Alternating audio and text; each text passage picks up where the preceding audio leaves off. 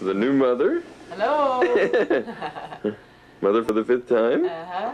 This home video of Andrea Yates was taken by her husband Rusty just after she gave birth to their 5th child, Mary, last November. It was just 7 months before she would kill her baby daughter and her 4 sons. Say cheese. 2-year-old Luke, 3-year-old Paul, 5-year-old John, and Noah, who was 7. Everybody say goodbye. Bye. Bye to the camera. Bye. It is hard to comprehend that this 37-year-old woman, a former nurse and high school valedictorian, who has been described by everyone who knew her as a devoted and loving mother, is the same person who is charged with capital murder. The person who has the hardest time comprehending all of this is her husband. She's a terrific mother, loved the children. They're always climbing up in her lap, and she'd read books to them, and just all kinds of stuff, and she loved them. And so I knew that there's no way, you know, there's just no way that she would ever do anything like what happened. But she did. No, but it's because her mind was sick, you know. I mean, that's it.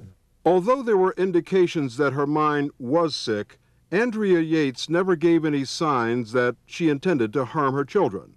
But after her arrest, she told authorities that on and off for the past 2 years, she'd heard voices telling her that the devil was after the kids and that she needed to save them. She said they were, quote, hopelessly damaged. And on the morning of June 20th, Andrea Yates waited to act until after her husband left their home to go to his job at NASA's Johnson Space Center in Houston, where he's a civil engineer. Well, I got a phone call from my wife at 5 till 10, and she said, you need to come home. And she sounded really like very stern, very cold. I said, what's wrong, Andrea? And she said, you need to come home. And she hung up. And I was really getting nervous because of her tone. And I called Andrea back at the house, and she picked up the phone. And I said, Andrea, what's wrong? I said, is anyone hurt? And she said, yes. And I said, who? And she said, the kids. And I said, which ones? She said, all of them. And I mean, I was just devastated. According to what she told police, Andrea Yates had filled the family bathtub and methodically drowned her 5 children. Then she dialed 911. By all appearances, the Yates were a normal, happy family until 2 years ago. Soon after the birth of their 4th son, Luke, Andrea began showing signs of depression. Twice in 1999, she tried to kill herself, first from an overdose of sleeping pills, and then, a month later, she took a knife into her bathroom. She had a knife held up to her neck, and it's like she's looking at her neck trying to figure out how to cut herself so that she could successfully kill herself. And I said, give me the knife. And she said, let me do this. And I said, no, give me the knife. And she wouldn't do it. She just stood there like this. So I grabbed her arm and pulled it down, and I pried the knife out of her hand. The next day, Andrea Yates was admitted to a psychiatric hospital. She was there almost 3 weeks and diagnosed with postpartum depression with psychosis. About 75% of new mothers experience some form of postpartum depression. It's commonly known as the baby blues and usually fades away in a few weeks. But Andrea Yates fits into a much more severe category that affects less than 1% of women.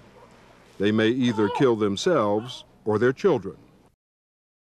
Andrea Yates seemed to fit that profile perfectly. There's no evidence that she abused her children, but during her hospitalization, she described being stressed trying to raise so many young kids, saying it was a big responsibility. I don't want to fail.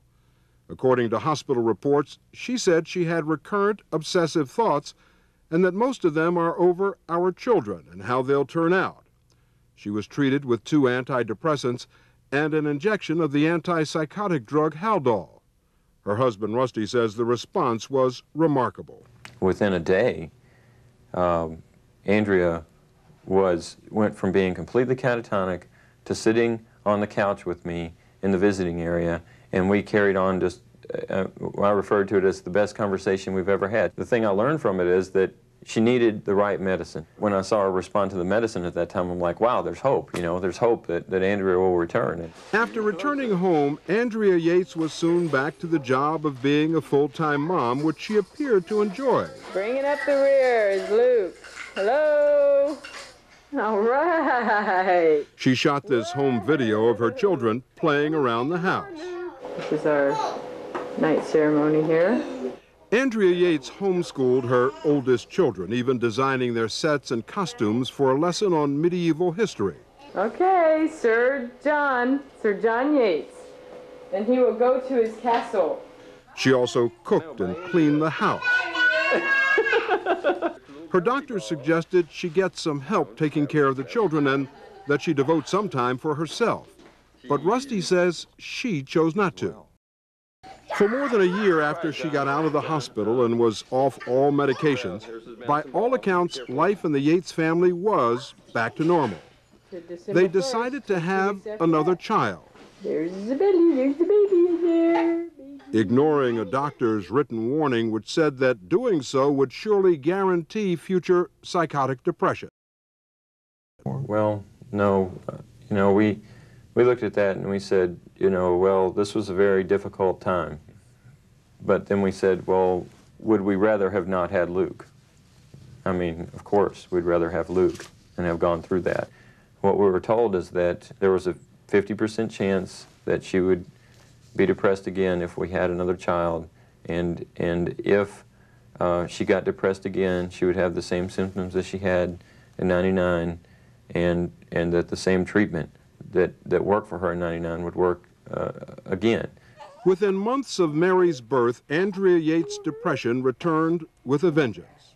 It was a depression which her husband says led her to murder their children.